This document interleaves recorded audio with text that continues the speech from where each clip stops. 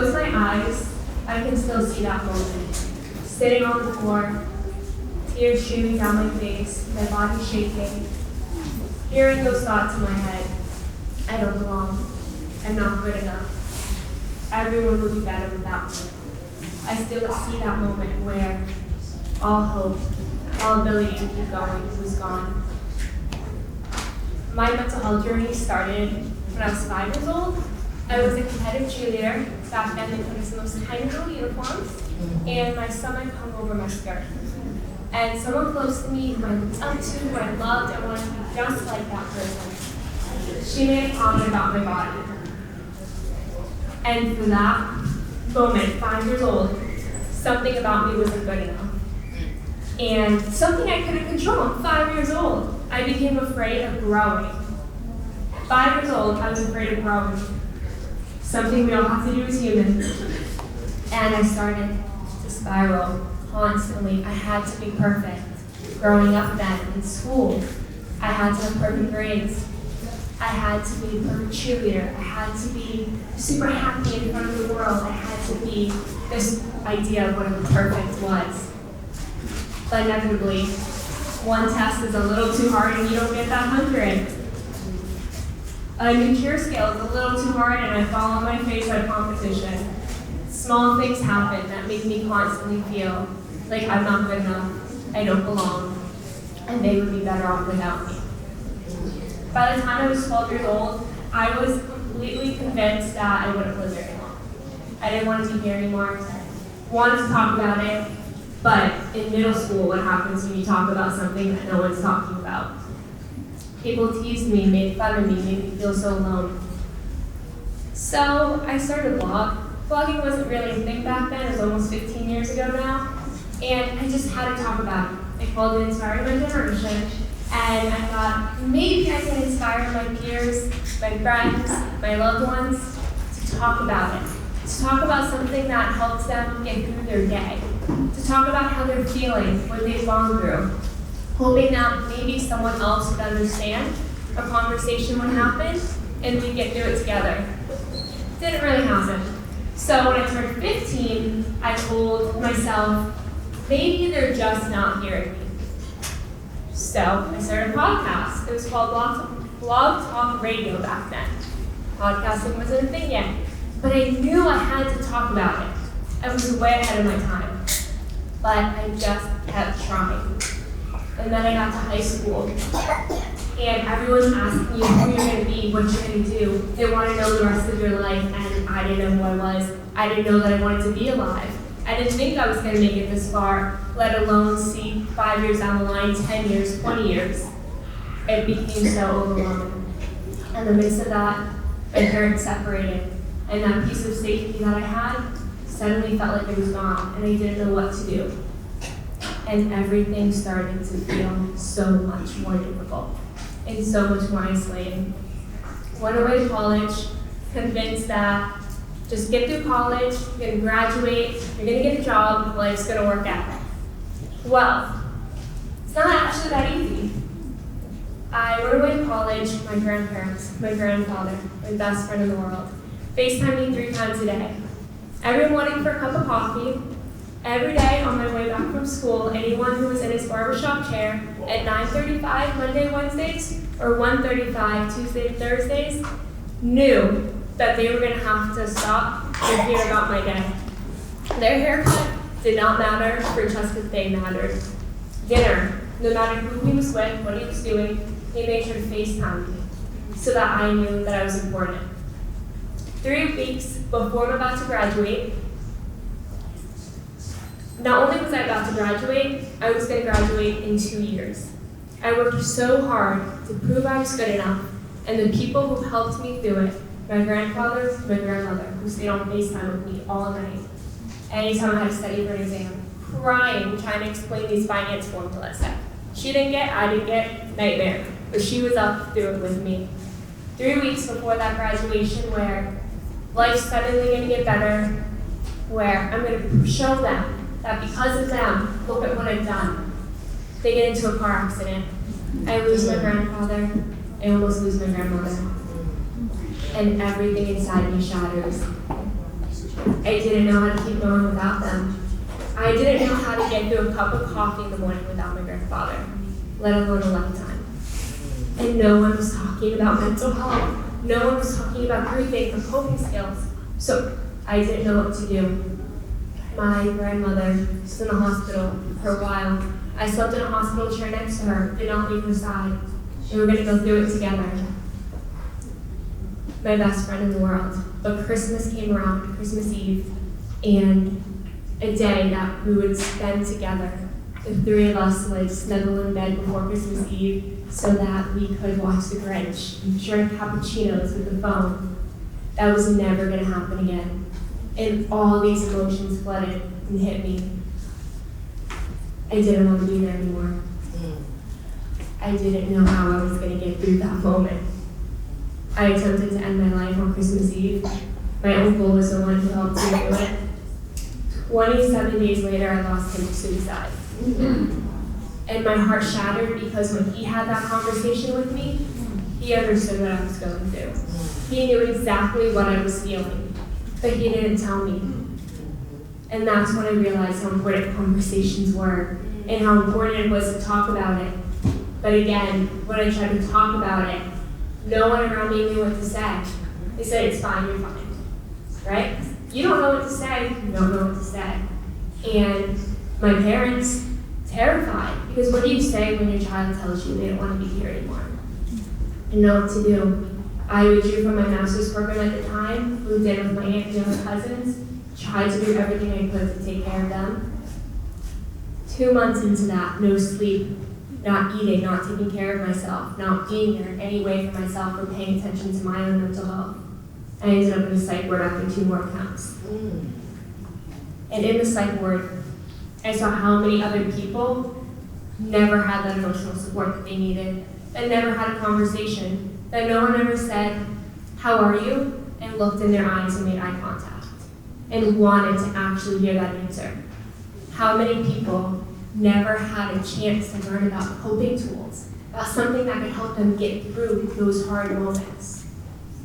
And I realized I needed to do something about it. But I didn't get any new tools while I was there. They weren't telling me what to do. They were just keeping me safe for 72 hours. So I felt like I had to figure it out myself. Forgot about my PowerPoint. So I took Inspiring My Generation, this blog that was 12 years old, that podcast when I was 15, and I decided I was going to do something to have conversations. I was going to give that conversation, that support, that awareness, that information that no one gave me, that I desperately needed, to someone else that hopefully would help them before they got to that point. Inspiring My Generation found 501c3s for suicide prevention, awareness, conversation, education, and support. And when I open my eyes now, I see the future.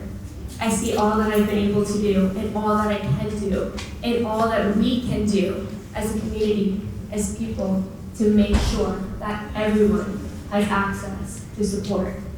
I started a podcast. On that podcast, I've had conversations with people from around the world.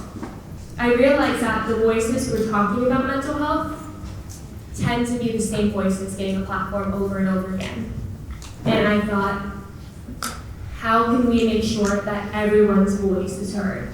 How can we make sure that people from around the world, no matter what you look like or where you've come from, no matter what your experiences are, you can feel seen and heard, and make sure that people know your story, because everyone's story matters. Everyone has something to say. Almost 190 episodes have come out already, and I learned so much. Isan's on an upcoming episode. I'm very excited about it.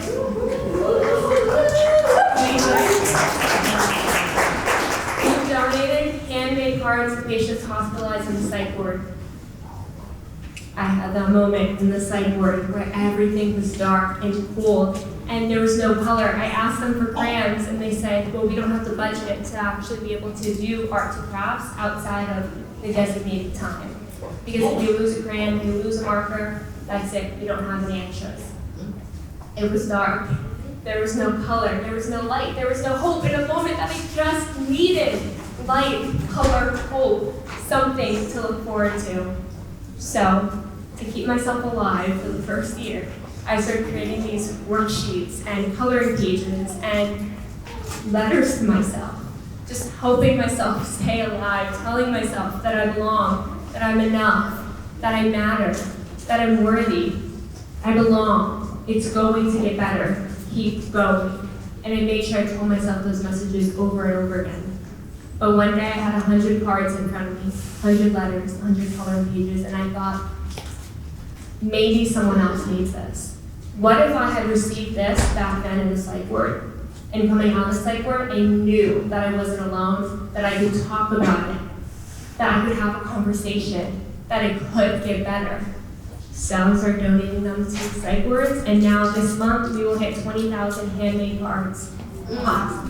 Donated to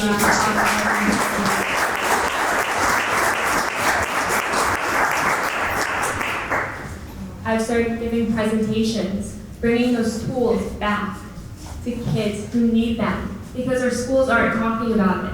So how can we get that information to them? How can we make sure that someone growing up, when someone makes a comment about their body, when someone makes a comment about their hair, their face, anything, their shoes, how can we make sure they know not to let that define them, that it does not define them? How do we make sure people know when they look in the mirror not to start complaining about their eyebrows or their hair and what it looks like, right? How do we get people to look in the mirror and say, I love myself. I'm so grateful to be alive. I'm excited to be here. I have purpose. I have a future. I love being alive. How can we get that going? So I started creating conversations. And then in the psych ward, again, I didn't have those tools. So when I came out of the psych ward, like I mentioned those coloring pages, I started creating these guides for myself. Because what do you do when you don't know what to do? In those dark moments, they came again. I didn't come out of the psych ward and suddenly feel like I wanted to be alive and life was perfect again. I felt like I didn't want to be here. Why am I still alive? Why didn't it work? And what do? So I started creating these guides for myself, things I could reference when really tough days came, and then turned them into a workbook. So that first workbook, You Were Not Alone, that is the workbook that kept me alive that first year. And every year I've been able to create new tools. Now, why have I been doing this? Again, it comes down to conversations. It comes down to making sure that everyone knows that they're not alone and that hope is available and there's things they can do. So, what about people who never talked about it before, who never learned about what can I say? How can I check in? How can I make sure my loved one knows that when they talk to me, I'm there, I care, I'm listening, I want to support you. So I made my 5-step guide. Step 1, checking in with yourself. Take a minute and close your eyes. Take a deep breath in, deep breath out. Open your eyes. How are you really? How are you really? Step 1 is checking in with yourself. Pay attention to how you're feeling. What do I need in this moment? Am I ready to be there for someone else? Or can I take some time and focus on what I need to do to get through it? Step 1, checking in with yourself. And when you decide, I'm ready to be there, I'm ready to support someone else who's struggling, step 2, ask non-judgmental, open-ended questions. Make sure people know that you want a conversation. Not, are you okay? How are you feeling today? What's been on your mind lately? Let's talk about it. Not a yes or no question that can end with yes or no. A question that inspires conversation, that inspires support. 3, actively listening with understanding statements. Making sure when someone's talking to you, you're making eye contact, you're facing them, you're making sure that they know you're listening. You're not looking around and them feeling Am I burdening them? Do they care? Can I talk to them? Am I upsetting them? Making sure they know your focus is on them because you care. And then my favorite part is the understanding statements.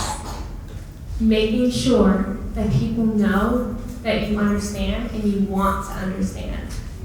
And clarifying, because what someone else says might not be what you are understanding and what you're hearing. So clarify. What I'm hearing is you feel really upset because you had a bad day at work, at school. Someone made fun of you. The test was a little bit harder than you expected. You missed the deadline. Clarify. Why are you upset? What emotion did they say? Repeat that emotion back, making sure you really understand what they're trying to say. Or validate feelings. Letting people know that their feelings are important, that they matter, that they're not traumatic. So that's what people told me, dramatic. You're making things up. You're seeking attention. And make sure people know that it totally makes sense that you're feeling that way. No wonder you're feeling that way. It's okay to feel overwhelmed. It's okay to feel anxious. It's okay to not know what you're doing. And then follow up. Because sometimes when we open up, have you ever opened up to someone and maybe question afterwards, should I have said that? Did they care? Can I talk to them about it again? Yeah, I do that a lot. So, decided follow up. How can I make sure someone knows they can talk to me again? Maybe it's a phone call, maybe it's a text, maybe it's a FaceTime. Maybe it's sitting in person and saying, thank you for reaching out to me the other day. I'm here if you want to talk again. It's okay not to be okay, but I'm here for you anytime you need support. How can we make a difference? How can we save lives? Where does suicide prevention begin? For me, it all began with a conversation, and I'm so grateful and honored to be able to have a conversation with all of you today. Thank you.